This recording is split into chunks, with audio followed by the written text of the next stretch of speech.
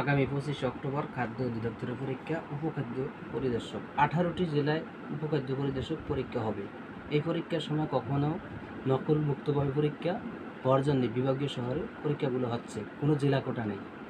এখন বর্তমান যুগে বেশিরভাগই পরীক্ষায় এখন প্রশ্ন পাকিস্তান আমল থেকে আসবে। কারণ কি রে, এখন পাকিস্তানের প্রশ্নই বেশি আসে। যেমন মোহাম্মদ আলী জিন্নাহ বিসিএসসি পরীক্ষা আসছে, লিয়াকত আলী খান, অনেক প্রশ্নই এখন পাকিস্তান থেকে আসে। এখন আর ভারত থেকে প্রশ্ন আসে না।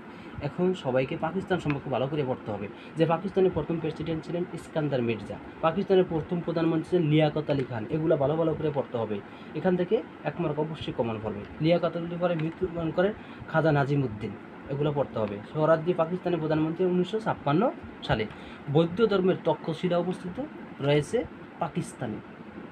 পাকিস্তান এশিয়া কাপে রানার্স আপ হয়েছিল ভারতের সাথে।